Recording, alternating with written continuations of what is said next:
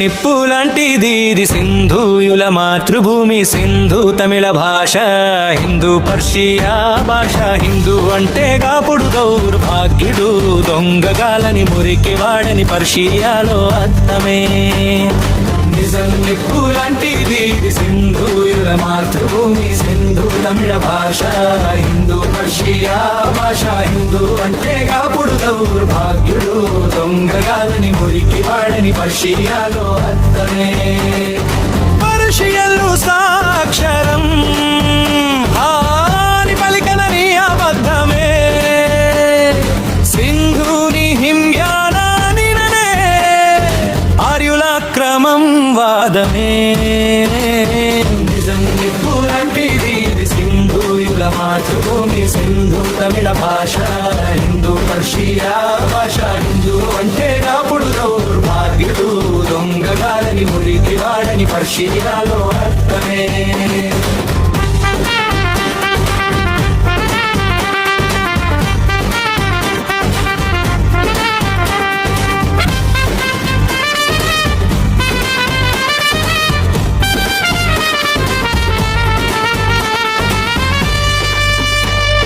సంస్కృతంలో శూద్రుడు తెలుగులో చండాలుడని అర్థమే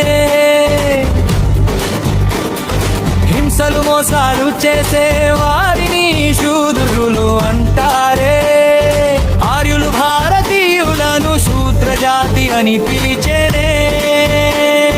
ఆర్యులు అంటే అనాగరికులు ఆటవీకులు అని అర్థం నిప్పులాంటిది సింధూయుల మాతృభూమి సింధు తమిళ భాష హిందూ పర్షియా భాష హిందూ అంటే కాపుడు దౌర్భాగ్యుడు దొంగగాలని మురికి వాడని పర్షియాలో అర్థమే